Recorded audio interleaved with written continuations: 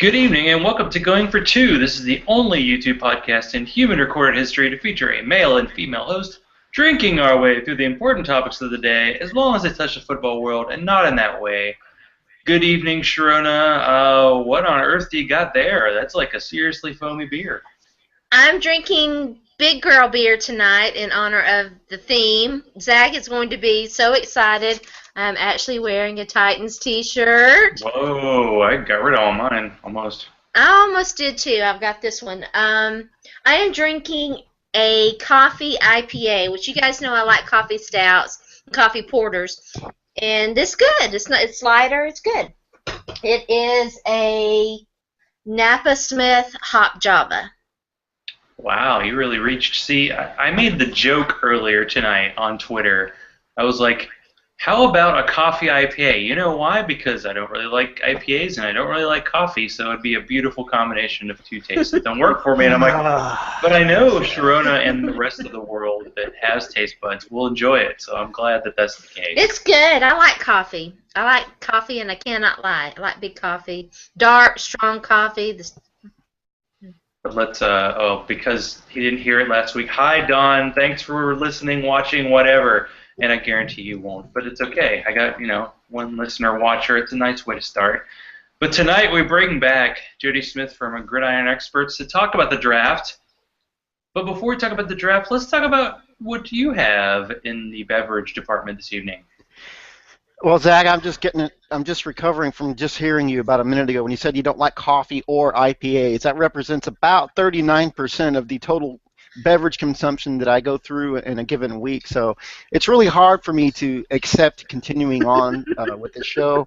I'm going to do it for Sharona, though. Thank you, because Jody. Her and I go way back. But Zach, next time let's come with some better takes than that. And anyway, we have good taste in beverages, Jody, because we both like them. Speaking of IPA, it's what I'm drinking is a local Houston area Carbach Hopadillo IPA. It's okay. It's just something that I grabbed. They were out of the other one that I get, which is called Rodeo Clown. That's a double IPA, so that means it's extra tasty, Zach. Extra bittery. Mm-hmm. Jody, you have to remember, Zach drinks strawberry beer, so Well, I mean, I like craft beer. I've liked craft beer for many years, but I'm not so much of a snob where I wouldn't enjoy, a fruit beer, or if I'm ever actually leave the house and play in poker, you can't go with craft beer on a night like that. You got to downgrade a little bit to Bud Light Lime or something like that. I'm not against that. Ooh, that's like That's like the Texans' backup running backs from last year. You're going into deep, scary territory right there. The Alfred Blue of beers, huh? You're my boy, Blue. Yeah, he always got a lot of carries, and he probably did okay against the Titans. I mean, who didn't? Yeah. Because that's just the way it is. I'm drinking a special beer that I saved for a friend and never gave it to him. So I'm drinking tonight. It's from Jekyll, which is a local brewery in Atlanta, and it's the Redneck Christmas Stout, which actually has a little bit of a mint thing going for it, but it also does have a little bit of cocoa, and I think maybe a tad bit of coffee, but hey, we'll let it pass this time. It's pretty good. It looks good. It's dark. It's dark, so qualifies. No, Jody, I'm going to be going to the beach next week, so I'm saving all of my canned beer for that. All of my gozas, all of my strawberry ales, all of my Otra Vez, all that stuff is going to the beach. And I did get a Maduro, which is like a brown from Cigar City in Tampa. So I'm trying to represent, because usually I go to the beach, I'm like, I have to hide my bottles because I always have my beer, and I'm like, I actually have cans, and it doesn't taste like a can, because beer used to always taste like a can. Yeah. But now it's good. But we can't talk about cans and beers forever because we have a draft that happened last week, and Sharona was like live and on site. So I want to hear some tales of Chicago. What it was like other than cold and wet. It was very cold. Even Chicagoans were like, "It's cold," and I wasn't prepared because I had a lot of stuff going on, and it was warm here. I'm a Southern girl and live in Tennessee, and so I like packed pants, but short sleeve t-shirts, short sleeve shirts, and I get like outside of Chicago and it's cold, and I had to buy a jacket and stuff, but it was pretty cool. It's different this year because last year they had another big event going on in Chicago. We were trying to remember what it was. I think it was some sort of convention or something. So it was not as crowded this year. It was a little easier to get around and stuff. It was still crowded, but it was a good time. It was very interesting. I got to meet Tom Gower, who's been on the show. He writes for Football Outsiders and used to blog about the Titans, and so that was kind of cool.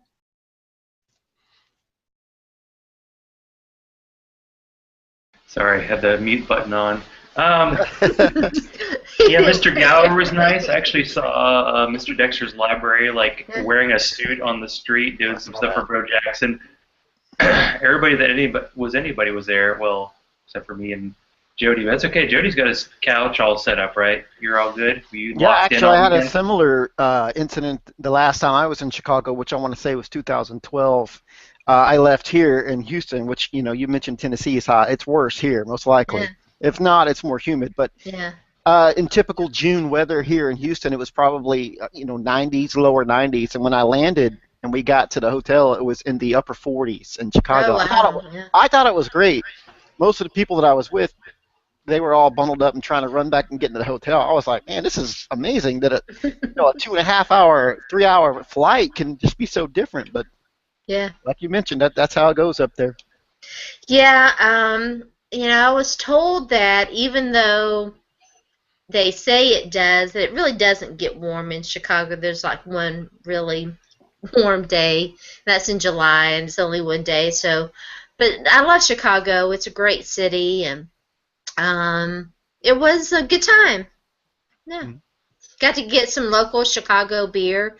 I almost drank some tangerine beer in Zach's honor, and I don't know why I did. I think I tried it, and I was like, I don't really want this, and I went with it was by Revolution Brewery. I don't know if you guys, it was, the Revolution is a little crazy beer. It was good, and then I had another beer by them that was really good, and so they've got a nice, thriving little brewery scene there, too. Yeah, I think that covers just about everywhere. But where were you when the Titans decided to go crazy and trade up for their man football guy, Jack Conklin out of Michigan State? I was in the press box. Tom was a few rows down from me over to the left, and I missed his reaction because I was really, really busy. I was writing and also tweeting the picks in the trades. It was a big, big year, another big year for trades. I think even more trades this year than there were last year. Interested to hear if you guys think that's going to be a trend or whatever. I was surprised, not that they took an off. I really was kind of expecting it to be Laramie Tunsil, but then I was told afterwards, I made that statement, and I was told afterwards that they would not be drafting any guys with character concerns, that they were focusing on all high character guys, and that certainly was borne out. So I was a little surprised, with the pick. I had a chance to sit down though and look at their draft. Today's Wednesday? I think this was Monday, and I like it. I don't know. Value is a kind of a weird thing to judge.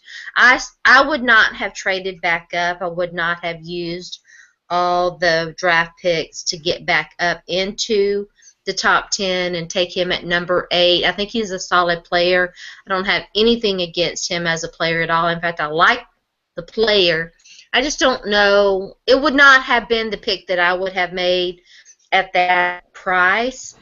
I'm not so certain that he wouldn't have been there at 15, but I think they were afraid that they were going to get stuck with. I think they wanted, to take an offensive lineman, a guy like that. I don't think they wanted to draft Laramie Tunsil. I don't think Laramie Tunsil was ever in their picture.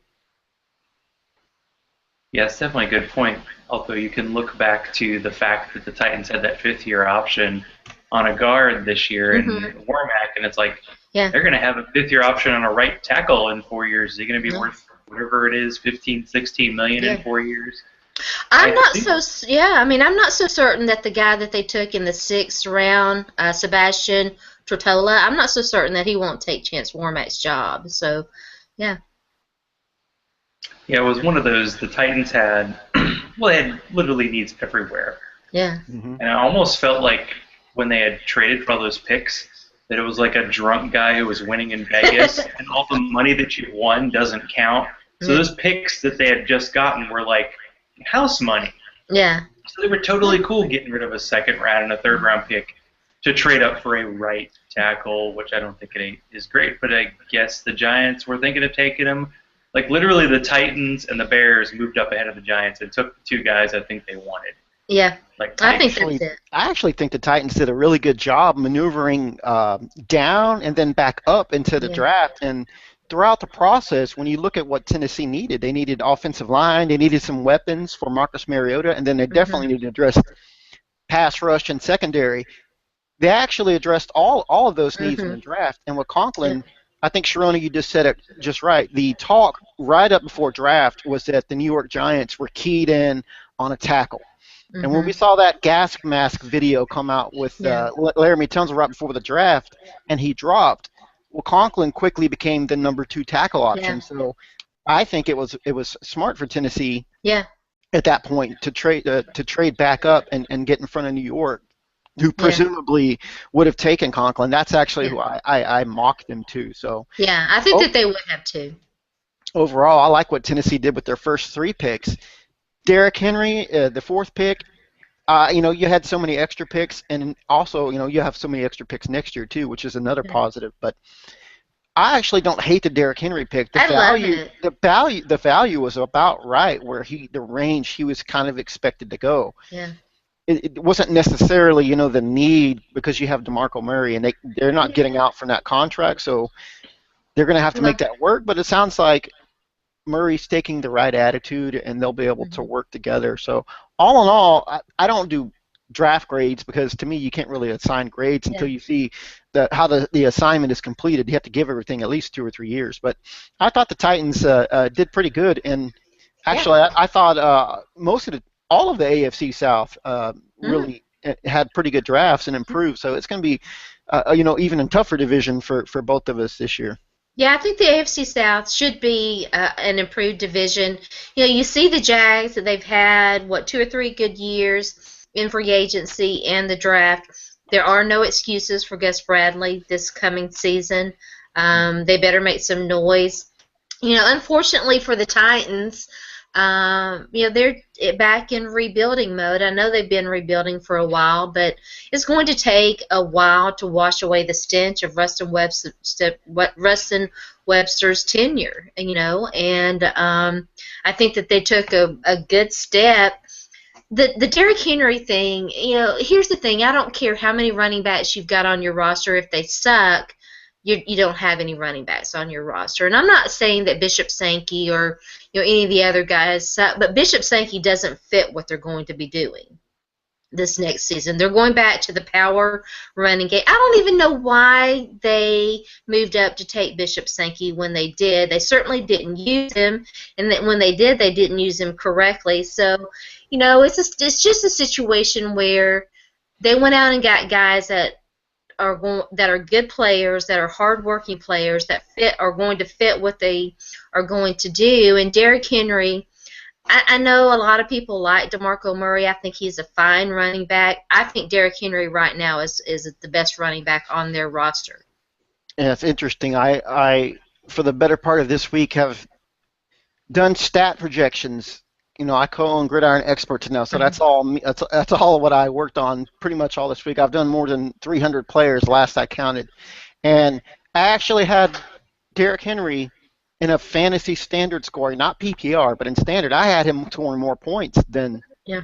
DeMarco Murray because I think you will. my assumption is that Derrick Henry is going to be the goal line monster Yes, over there, and absolutely. when you take away the bonus you're going to get for receptions, Hmm. that really gives him the edge there. It wasn't met with much Hmm. favorable response on Twitter, but I stand by what I I see and agree how I with you, stat Jody. things. So No, I agree it with was you. close. And if you most leagues are PPR now, so if you add that back in, then Murray should catch 35 or 40 plus passes. Yeah, but Derrick Henry, don't sleep. I can't even see Derrick Henry catching 10 balls. I mean, he just I don't basically know. he didn't do it. Don't sleep on his skills as a pass catching back. At You know his what? We pro don't have. You're right. We don't actually have. He just didn't do it. We don't know at that he his can. pro We don't day know that though, we don't know that he can't do it. We just know he wasn't asked to do it. It he doesn't mean was. he can't. No, So you're right. But at his pro day, they ran him through those drills, and he passed those with flying colors. They were raving about the exhibition that he put on in that sense. And I agree with you. They didn't ask him to do it because they don't do that. But he can do it. He showed at his pro day that he can do that, and I think that they will give him that opportunity. Well, there's definitely a new sheriff in town in Tennessee, and Robinson took it by the reins. And it is. I mean, you think of like teams don't spend picks for running backs anymore, so the Titans have taken a second rounder for running back 2 out of the last 3 years. But really, Bishop Sankey has probably sunk costs. It is a Yeah. little sad that they actually traded down that year, and they still got him as the first running back off the board. They traded And that down, just but a didn't bad running back year. It just was they not good. traded down, but didn't they trade back up to get him? I don't know. I know they had an extra fourth-round pick, and they gave it to that safety I mean, cornerback hybrid, and they you instantly can't gave hit Chris home runs. Jones. You can't hit home runs with every pick. I mean, we know that very well in Yeah. Houston. As the Texans, historically, they can hit a home run on first round pick and then they blow the rest of their picks because that's typically is how they've done now. So remains to be seen, I guess, with Houston now. Apparently, Bill O'Brien has a little more grasp on the draft versus Rick Smith. So we'll see how that goes this year. I thought that their draft, it looked to me like it was a tug of war between what Bill O'Brien wanted to do and what Rick Smith wanted to do. I kind of sense a little bit of a power struggle there, and I think that Bill O'Brien is a much better talent evaluator. I agree, and the local talk was that there was going to have to it was going to have to be one or the other. And I got to say, I think Bill O'Brien's done a remarkable job for 2 straight years to take the bucket of turds that he's really had on the field and to turn it into 9-7 in a playoff team. I think it's actually been quite remarkable, and you consider the injuries they've had too. Quarterbacking last year was just atrocious, and still managed to win the division. What a division! Oh, well, it's interesting. It's like there's a Cold War arms race in this draft between Houston totally reinventing their offense and going completely speed on offense. Totally different than what they've done over Bill O'Brien's previous 2 years. And then down in Jacksonville, you got a totally different look. You got a team that's already okay on offense, so they're going balls to the wall defense. And you look at the Jags. I mean, they added Jalen Ramsey and Miles Jack. A lot of people had both those picks. Both of those as top 5 picks, but let's not forget they're also getting Dante Fowler back in too. So really, it's like 3 top 5 talents going to the Jaguars defense next year. They're going to be something special. They're going to be fun to watch, I think. It's going to be, the AFC South was one of the worst divisions we've seen in a long time last year, but it shouldn't be this year. It should be a lot more competitive. Yeah. What did you think about the Brock Osweiler? I know we talked a little bit about that, but I don't know. Well, I'll tell you what. About a month ago, I was on AM radio in Denver, and I told them, "Oh, I'm not worried about it. Yeah, I don't think Brock Osweiler is going to get signed here. So I think you guys will be able to re-sign him." And boy, I got everything on that. On that appearance on radio completely wrong. So I'm not surprised that those guys haven't called me back to be on the air again. But well, it was odd though. think, no, I'm with you, Jody. I wouldn't. It was a surprise, I thought, and then especially what they did. My initial reaction was, look, you have to get a quarterback. If Bill O'Brien signed off on this and evaluated it, that's fine.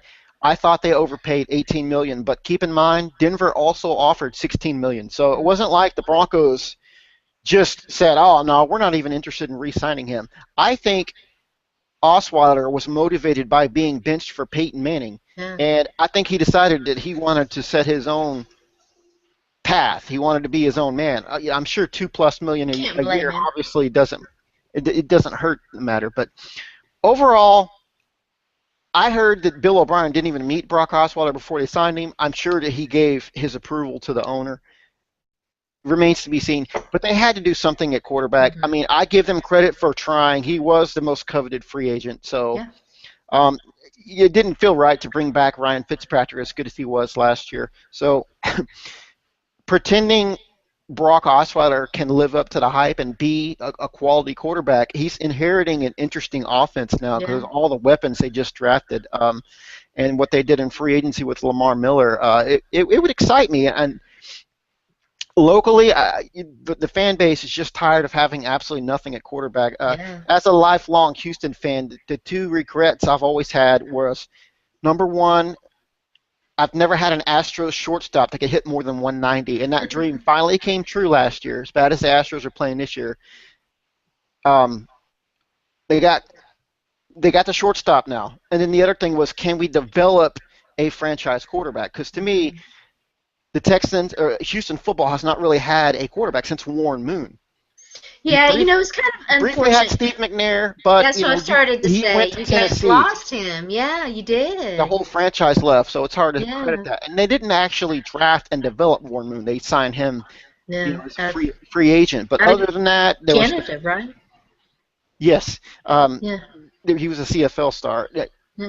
Other than that, it was the failed with David Carr, and then it's just been a committee of misery ever since. They tried with Matt Schaub, and it didn't work out. And just another guy that they didn't draft. And again, even with Osweiler, they didn't draft their own guy. But he's still young enough now where you hope to get it right, because it's something that's desperately needed here. He's got the physical tools. I mean, he looks the part. Yeah, he's big. You look at his numbers last year. He did a fair job. I don't feel that he necessarily should have been benched for Manning. The Denver offense hit a rough stretch last year, and it didn't really get any better with Peyton Manning. But you know what? He rode off on his white horse, and again, they wanted him back. They offered him supposedly $16 million a year, but I think he decided that he was going to take the road less travel and go set his own career. And I don't blame him necessarily. Well, do you think that Will Fuller is a good matchup with Brock, since Brock hasn't been that good with the deep pass, although admittedly on not very many targets in his career? Well, we'll have to see how that works out. It's interesting that the whole time here in Houston we heard that the Texans were on Will Fuller. And then right before, 2 or 3 days before the draft, we hear, no, they're not taking Will Fuller. That's what the keyed-in local expert said. So I readjusted my mock draft and took Will Fuller out of there, and I thought, well, maybe they'll take Laquan Treadwell. I wouldn't even have been upset if they had taken more pass rush, because who knows if Jadeveon Clowney is ever going to amount to anything. I mean, in the pass crazy football it is now, you can always use more pass rush. Sure. But so they traded up. They obviously Will Fuller was their guy the whole time, because they traded up in front of Washington, who almost had the exact same needs as Houston. Washington needed interior offensive line. Washington needs receivers. So it was kind of interesting. But they actually did that twice. They traded up later in the draft to get in front of Washington yet again. But Will Fuller, I think we all know the scouting on him. Speed guy, he ran a 4.31. He was the fastest receiver, or he was among the fastest receivers. Questionable hands, but he did a great job on the gauntlet drill at the scouting combine. I think he's a good fit for what Bill O'Brien wants to do. When you look at the more successful offenses that O'Brien tooled out when he was in New England, and they had that speed threat in there, and obviously that's exactly what they need, because you can't keep having Nuke Hopkins getting double teamed and even triple teamed at times. You got to have some legitimate threats besides Nate Washington, and I love Nate Washington. He's a longtime Titan. I think he was perennially underrated as a receiver, and he's a good guy. But you're not gonna take an all-pro, all-world receiver like Hopkins and do much with Nate Washington and Cecil Shorts. It's just nothing. Who was the other guy? They've got another young guy that. Jalen Strong. Yes. Jalen Strong, a second-round pick, I want to say, previous year.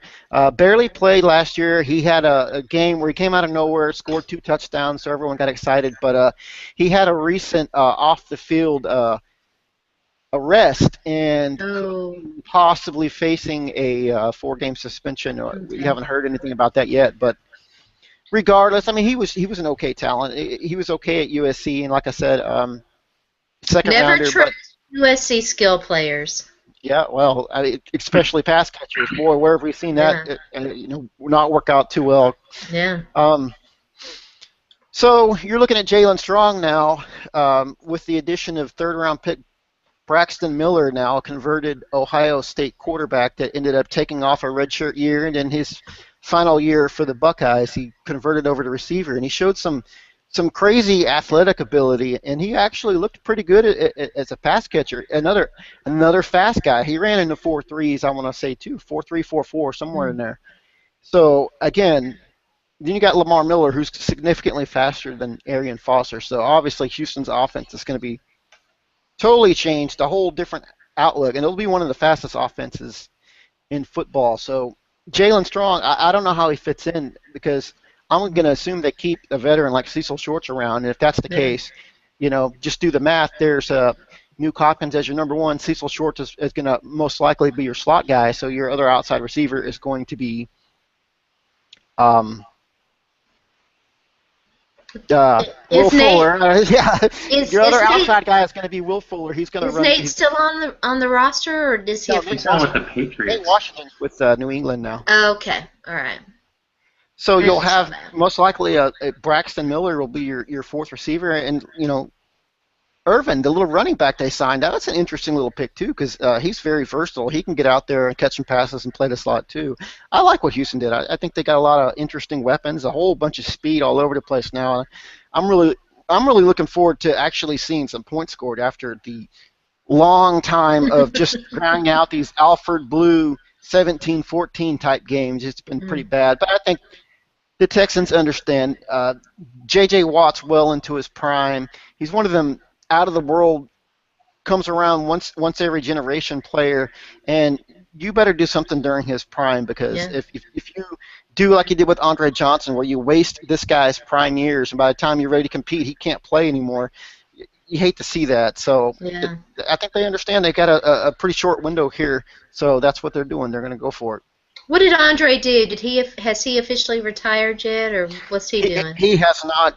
No, he was released from the Colts, or his contract. I don't know if it was a one-year contract, if they just released him. No, he was released. From what I've heard, he's gotten absolutely no interest at all.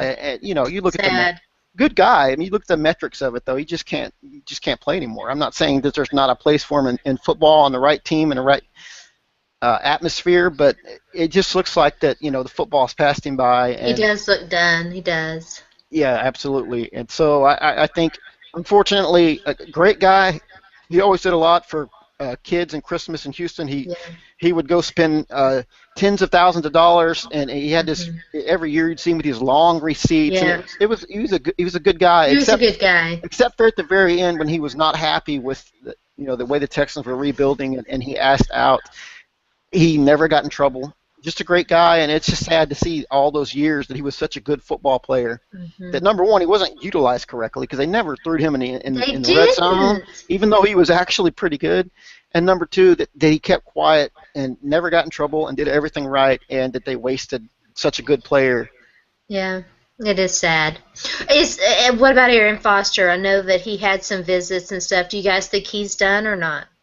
No, I think he can play, but he's got to be he's a zone guy. He's got to be in the right offense. But I know he's been linked to Miami. He's been linked to a couple other teams. I think Seattle, maybe he may have visited up there, but he can't work out. He's not going to pass any.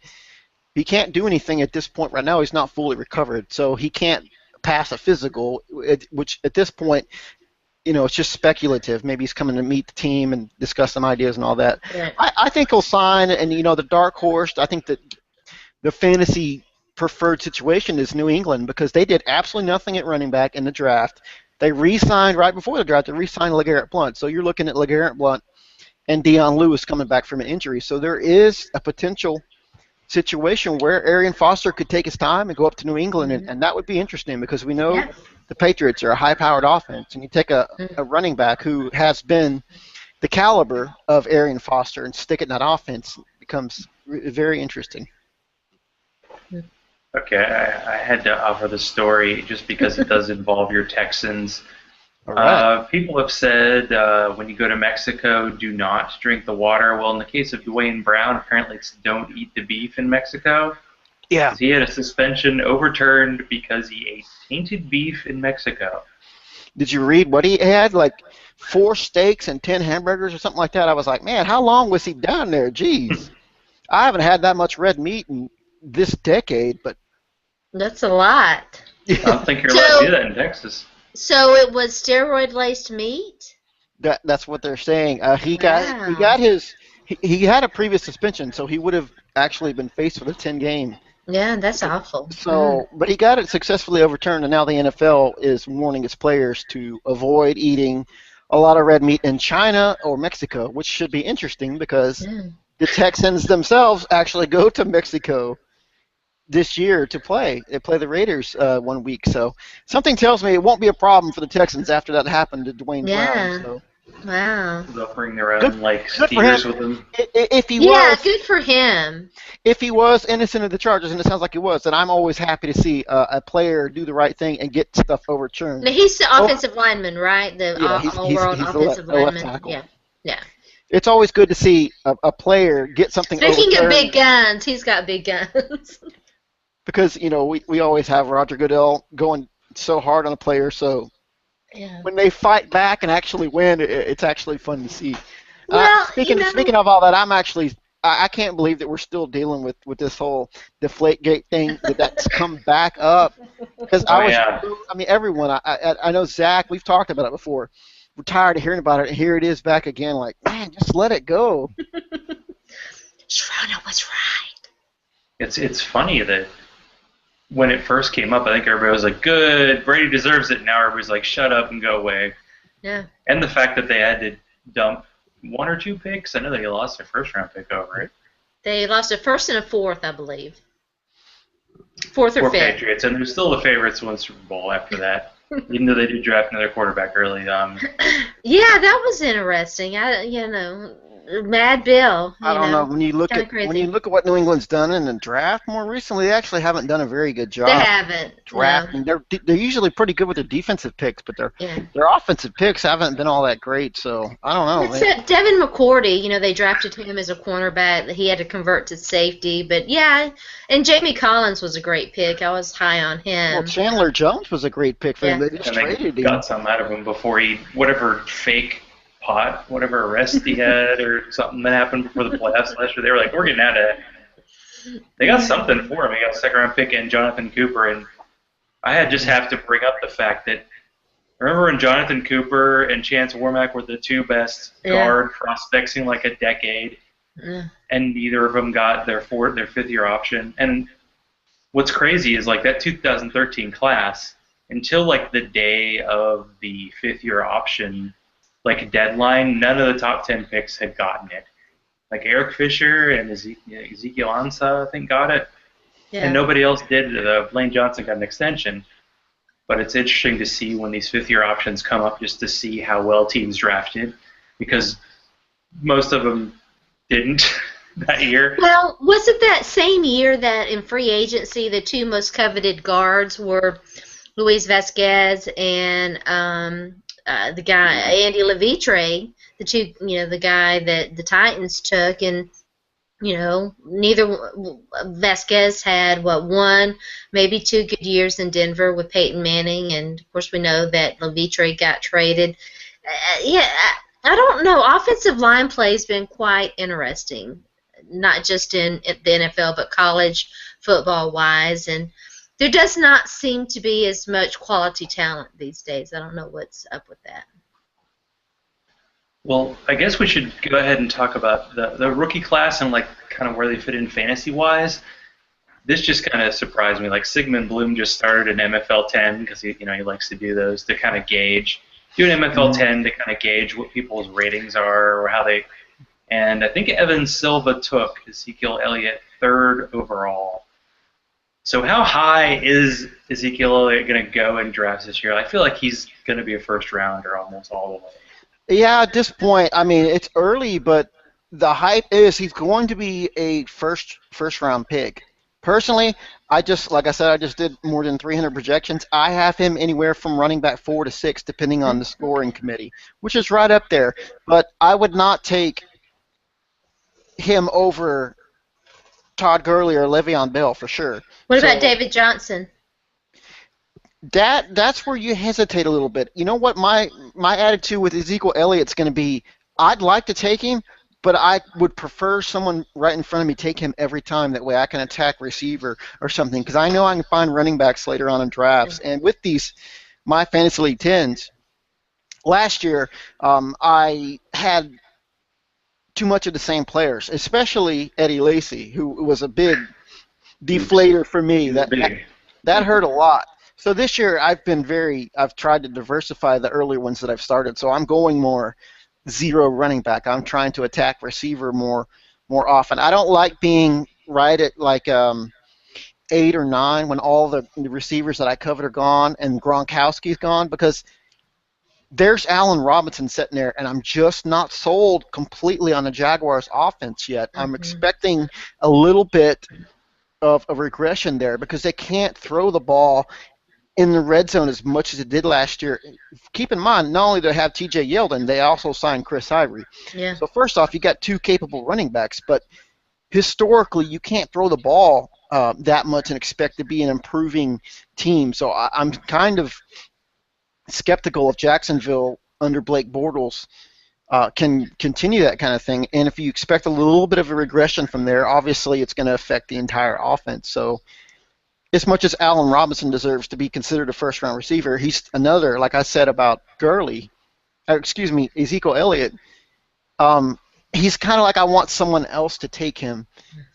Oh, I got sidetracked there. Ezekiel Elliott, I mean, it's hard not to project him to run on that offensive line. I mean, as bad as Dallas was last year, with no quarterbacking and no Des Bryant, they still got a 1,000-yard season out of Darren McFadden.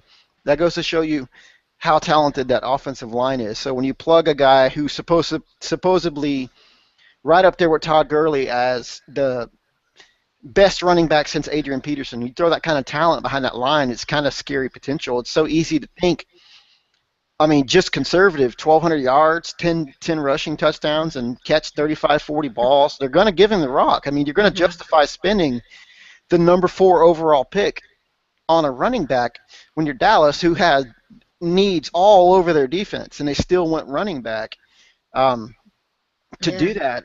And then actually they used their second pick on another luxury pick on a Jalen Smith, who's not even expected to play this year. So you have to think that Jerry Jones is going to give him plenty of opportunities to succeed there. So, I mean, for him to take him number 3, or is that what you said, Zach? Number 3 or 4, Evan? Yeah, he was 3rd overall. Was it 3rd or 4th? Well, he was 3rd in an MFL 10 that just happened. He might just be trying to diversify or say, you know what, I don't have any Zeke Elliott stock, so I'm gonna go ahead and take him in this particular draft. I wouldn't take him over at least 4 receivers, and I probably would take him as the 3rd running back. So the earliest I'd feel comfortable taking Zeke Elliott would probably be 7, but I can't imagine he's going to last that late too often. So yeah, I guess if you want him, you're gonna have to take him. I don't expect I'll own too many shares this year because, again, for those very reasons, I would rather take DeAndre Hopkins, Julio Jones, Odell Beckham, Antonio Brown, Todd Gurley, Le'Veon Bell. I mean, all those guys right now I would rather have. Do you guys believe it just occurred to me as we were having that discussion, there was some buzz that Devontae Adams, his roster spot might be insecure. Do you guys believe that buzz or not? I do believe it when you consider that how inefficient he was last year. Somebody put out an interesting stat that said something like he only caught 15 of 36 targets or 15 of 46 targets or something like that last year. I mean, it was in one 3-game stretch. It was pretty bad, and Green Bay's done a good job. They've got Ty Montgomery over there. They've got Jeff Janis coming up. You've got Jordy Nelson coming back healthy. Randall Cobb is still on the border of a wide receiver 1, wide receiver 2 in fantasy. So there's a lot of talent. They could easily. And they went out and got some tight ends. Yep. Well, you Yeah. got Don't forget Jared Cook, everybody's favorite fantasy football tease. so I, you've I, got we're you've gonna got miss plenty of it when weapons he's over gone. there. You've got two running backs that can catch the ball a little bit. There's plenty of talent in Green Bay's offense where they could move away from Devontae Adams with no problem at all. So I'm not really familiar with what his contract is. I can't imagine it would be too bad. I'm sure he'll get a job in camp, but I'm going to guess if Jeff Janis or Ty Montgomery can step up and look pretty strong over there, that, yeah, it wouldn't surprise me at all to see him depart. Interesting. That's a sound I like to hear. Is this the biggest gap in like dynasty rookie drafts between 1 and 2 ever? Like, who do you think, Jody? Who do you pick as like your number 2 guy in like a rookie draft? Well, it depends on what your approach is. If you're looking long-term dynasty, you're going to go with Coleman. I don't have a problem. The 2, 3, 4 can all be interchanged there personally to me with Treadwell, Coleman, and Doxson.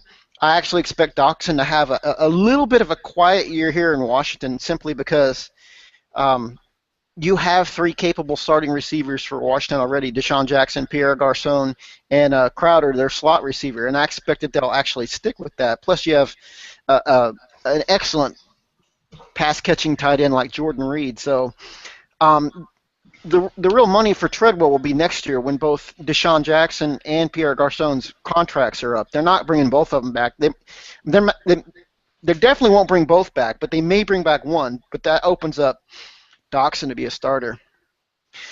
To answer your question, short term, you would look at Corey Coleman in Cleveland because he's presumably the number 1 guy there.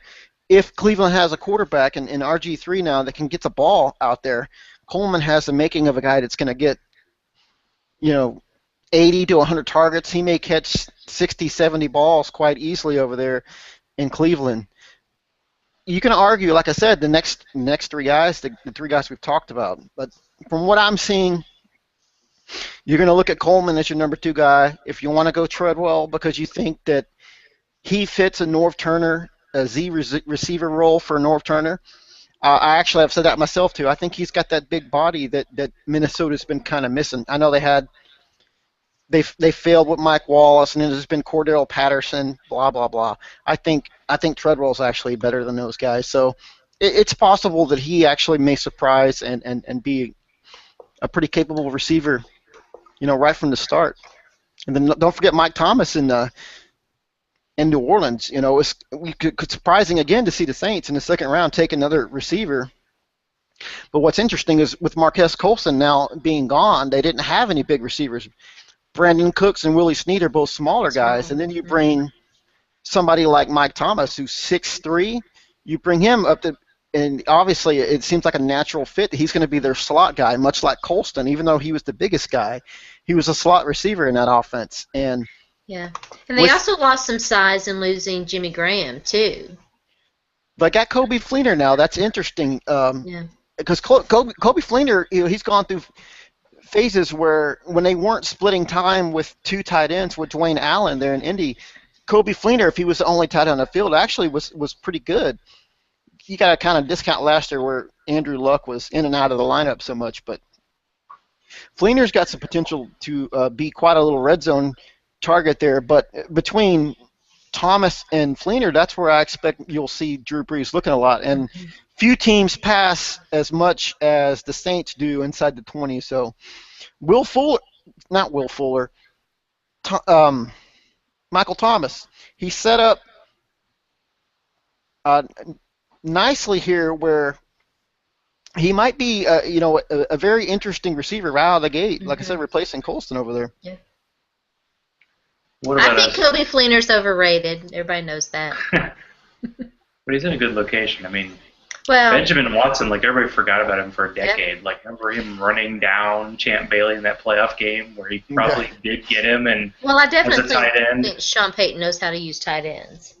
And all summer the Saints were like, Benjamin Watson's our guy, and everybody's like, no, we like that other guy who caught a few touchdowns. I can't remember his name right now. I can't remember. Oh gosh, yeah, we've this has been like us trying to replace the next Patriots tight end ever since Aaron Hernandez. TE2, yeah. Ever since Aaron Hernandez went on extended vacation over there, we keep overdrafting whatever crazy crappy tight ends they're throwing in there. Josh Hill, because I got Josh Hill like in a deep dynasty league, and I thought I was set. And it's happening and in New Orleans. Orleans. Is the Bears actually offered him a contract, and the Saints matched it for him to be their backup tight end and not catch 5 passes a year, but that's life. What about Sterling Shepard at the Giants? I'm asking here partially because I have the 6th pick in the rookie draft, so I'm kind of wondering who's fallen to me. And the funny thing is, Will Fuller is not really coming up as an option for me. But what about the Giants? Possibly Cruz replacement. Well, absolutely. Eli Manning and the Giants, they roll a three wide receiver set, the most in football. So my expectation is that Shepard's going to actually start for them from day one, which means you're going to be getting those numbers. He's actually, before the draft, he was actually favorably compared with Victor Cruz. So assuming Victor Cruz is back, you've got 3 capable options there. I've seen Shepard go anywhere from 4th to 6th in dynasty startups. So, Zach, it's right there in the happy area. I think he's going to get a lot of targets. I had him in my projections right around 60 catches, 700-800 yards, 5-6 touchdowns, somewhere in there. Very, very, very usable numbers, especially from a startup rookie in a dynasty format. So I would definitely sign off on that. And as someone who is a DeMarco Murray dynasty owner who is so sad that he didn't trade him after his awesome year in Dallas, what about Derrick Henry so early? I mean, is there any hope for DeMarco Murray, or is he done after a couple years?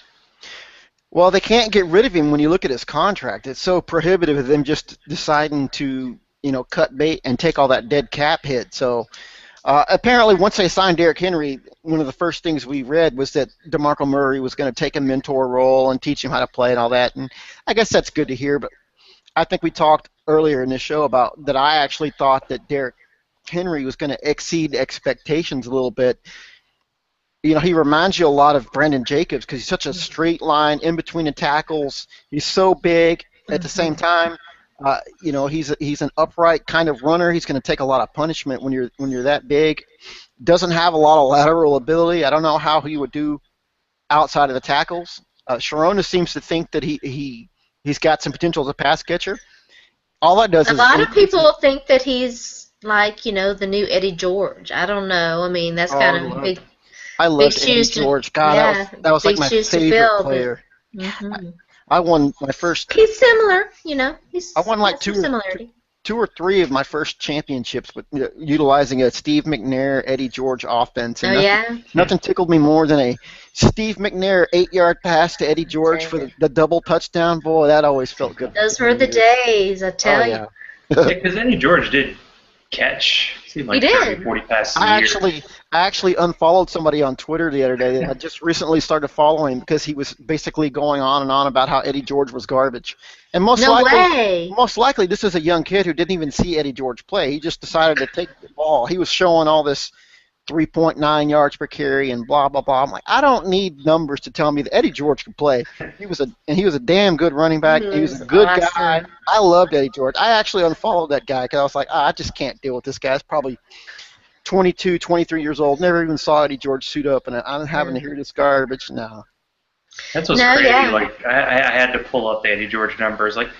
Between 96 and 2003 for the Titans, his low number of carries was 312. I mean, he had injuries. I really think he kind of got hurt that 403 carry year. After that, he averaged above 4 yards a carry twice his carry, but he never missed a start. What's the number that carry, that touch number? It's like the Mendoza line. It's like 375 or 380 or whatever, but once a running back hits a certain number, it's like without fail, they fall off next season. Larry Johnson in Kansas City back a decade or so ago.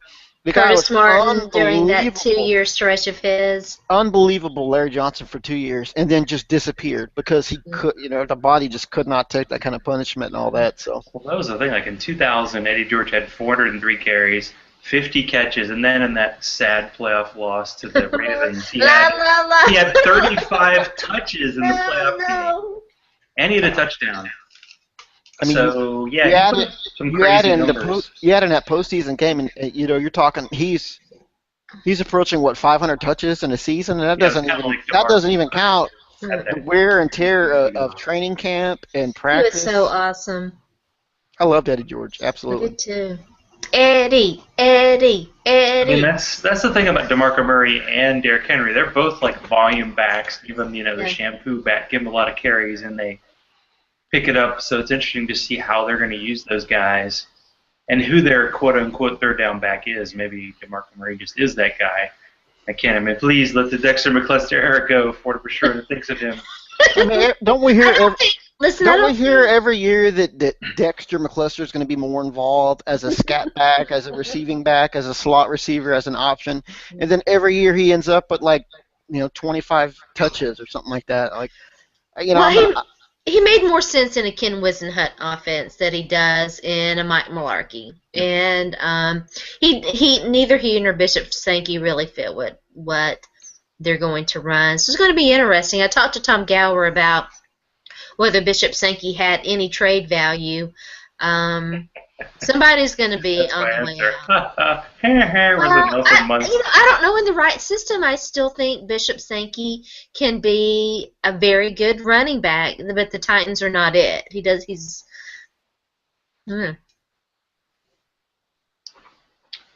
Well, I do. I know we might not get to the hashtag over it or not segment, but I did want to talk a little bit of beer tonight. What's brewing? I had a couple of beers, and we'll see if Jody's ears perk up. I had the Avery. They're out of Colorado. Their 23rd anniversary beer, and it was like a dark farmhouse ale. So it was like this color of beer. But I don't know if you've had farmhouse ales. They kind of had that little bit of funk going for them. But it had a little bit of sour and darkness to it, and it was actually a pretty solid beer. And that's the beer I started my evening with when I grilled my 4 pizzas on Saturday, because I was Mr. Grill guy, because my parents were in town, and my 2 giant nephews who are both like 6'4" now, and they're like 13 and 17. So I had to bring the A game with the pizza, but I also brought the A game with the beer, and that was my starter. But the beer that I was really excited about that I had to try was a Rodenbach Alexander, which is a cherry beer out of Belgium, and they hadn't made it in 16 years. This is the first time it came out, and it was basically like a cherry sour beer, and it was just very good. Very, very tasty. It's hard to find at your local beer store, but we have them in Atlanta, so you might be able to find it in Houston. Well, it's a lot easier to find craft beer everywhere now, and that's been one of the good developments over the last 3 to 4 years in particular, is that as more people are out there buying it, there's more breweries and they make more, and more stores have realized, okay, I need to get on board with this because it's a high profit item and it's a high demand. So where before they would think $9 for one beer, you're out of your mind. Now they're like, hey, hold up now, because that's a nice markup for us. Let's go ahead and give this a whirl.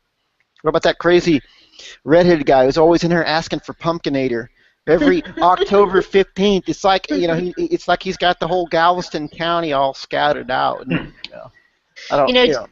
Jody, you were talking earlier about poker night and all of that. My family, we used to get together and do cards, but it wasn't well, we played some poker, but we would play Pinochle and Rook and some of these other card games. And one weekend, it was always on Saturday, sometimes it was Friday night, usually Saturday night. One Saturday night, funds were low, and I don't even know if they still make this god-awful beer, but we resorted to Wiedemann. I don't know if you've ever had Wiedemann, but it is a cheap beer, and we went for it. A sad card family story for me would be, on a rare occasion, I got to get with all my cousins in Austin many, many years ago, and it was a great time. We were all having fun, and we had another distant cousin come down and said, "Do they really make Lone Star beer?" And my cousin, a little bit of redneck, goes, "Oh, hell yeah, I tell you what, I'll go get some." Now, I'm guessing this gal wanted to take home a bottle of Lone Star to show her friends, "Hey, check it out." Instead, my cousin comes back from the store carrying 3 The big 18 bottles? packs of Lone Star Oh, Light cans. okay. And I was like, oh. Anyway, so we continued to play cards. And even though I was having a great time playing poker and I hadn't seen my cousins from forever, I got up and I said, I can't do it anymore. I just can't. This is so bad. I cannot drink this. So I went and my twin sister was laying down, getting ready to sleep on the couch, and she was like, I thought you were going to play poker. And I said, I just can't I'm roll on. out. I'm going to go Taking on my crash ball and early. going home. Lone Star Light in a can. Boy, I just couldn't do it. It's kind of like PBR, yeah. It's been a while since I've had that. It's like, oh, it's cheap, yeah, but it's very It's bad too. Hey, you do what you got to do when you're going through college, and everybody gets together and y'all come up with $21. It's all about quantity over quality. I'm totally with that. But man, when you move on that phase, Pretty sure there was something with a vague, like, European name that was like $5 a case when I was in college, and if I could remember it, it Lowenbrow. was pretty bad. But yeah, something like that. But we can talk about, because we finished this hashtag beer draft, and I've been talking with Mike Mergosian about doing one, but this was through Dynasty League Football, and I liked the fact that it was 32 people, but it was 3 rounds, and it was whatever you wanted to draft. Like, you didn't have to get certain styles. So what made you choose with your first round pick, Jody? You took Pliny the Younger, which is out of California, I believe. Well, I'll tell you what, Beer. my approach to that draft was to only take beers that I had rather than to go to a website and just pick the highest score. Well, it turns out I couldn't believe that Pliny the Younger is considered one of the top 3 or top 2 double IPAs in the world or in the U.S., wherever. I had someone out in California actually ship me Pliny the Elder and Pliny the Younger, and I thought Pliny the Younger was just a little bit better. But the fact that it slid all the way down to where I picked, which was like 26, 28, I couldn't believe it. So I tweeted right away, I just won this draft. It doesn't matter what I picked from this point forward. I just got the second or third best IPA and available, and I got it at this far down. Not to mention a special shout out to C.D. Carter for absolutely ruining that beer mock, making a mockery out of it. But what do you have to, if you know him, it's my fault. Actually, when Eric started this draft, I'm like, you have to get C.D. Carter in this. Because it's going to be a draft with, like, every beer you see, you're going to like, I need to check that out, except for C.D. Carter, who lost his taste buds in a bizarre accident as a child because he doesn't like anything except for corn, seltzer water, and apparently lots of Miller Lite. Let me look here. I want to see what he took. Because he didn't go Miller in the 3rd round. He took hashtag brand. Oh, we were given. If you'll remember, it was in a Google Drive, so we were all writing really, really bad beer for him, like Zima and Bartles and James Raspberry. Mm-hmm. We were writing all kinds of bad crap in there for him. And what's funny is we didn't need to bother with the trolling because he just did it on his own anyway. But hey, hashtag brand. He was self-trolling. Well, I will tell you, I met a friend in Atlanta who's like does these beer, bottle gatherings, and I went to his place and we had every, like, whale type beer you wanted. We had Pliny the Younger, we had the Zombie Dust, we had the Heady Topper out of Vermont, and it was all IPA, and it was all, like, for me, whatever. I did not enjoy any of them really when it compared to my darker beers, including my glorious Corsendonk Abbey Brown Ale out of Belgium. Drunken monks making you beer? How could you beat that? And I did get a local beer, Eschaton, which is a quad, out of a Wild Heaven, which is a local beer. I get one, like, local one. And you went Pumpkinator, so, And the people who give you crap about pumpkin beer, they did. Pumpkinator. Send Jody some other bleeping beers, and he'll get you a Pumpkinator. They went 2 straight double IPAs. That's how it started. And I could have went a 3rd IPA, but I said, I already got this wrapped up. And I'm sticking with beers I've actually had rather than beers I've heard are good. I wanted to stick with some. I've been looking up to try some Bell's. Both of them are really good. Bell's Two Hearted Ale and the Hop Slam, both excellent. But with my 3rd pick, I figured I'd throw in some local. And I guess I get people saying pumpkin doesn't belong in beer, but it's like Zach, and same thing with Riddle. I shipped you all those beer. It's amazing. I mean, it really. All 3 of the beers I selected are 10% or north of alcohol percentage. So well, that's a thumbs up right there. Definitely. But Pumpkinator, I mean, you know what? We need to get a Pumpkinator to Sharona. Let her try that because it's like a pumpkin pie, and it's a 10-11%. It's Yeah. really, really good. And everyone that I know that I've sent one has said, okay, I'm kind of changed my view. And when you go to those beer sites, Beer Advocate or whatnot, Mhm. they all say this is this is the best pumpkin beer I've ever had. I had a chocolate stout that a big chocolate stout that I almost went with. Not a big fan of pumpkin, but I would try it. Definitely. I had a raspberry beer a couple of weeks ago. It was pretty good. I liked it. Was it like a lower, like Leinenkugels or something like that with Liegenstogens or something like that. Yeah. Leinenkugels? Maybe League, that's what it was. league and drunken. Yeah. And you know what? Leinenkugels, people make fun of it or whatnot, but I tell you what, that's a pretty good little summer beer, a little fruit beer to have if you're going to be out cutting the grass and in the terrible heat that we all have here in the South. So Yeah. I wouldn't hate on anybody for drinking it. See, that's the thing in the summer when it starts to warm up and you get a little bit of heat going on.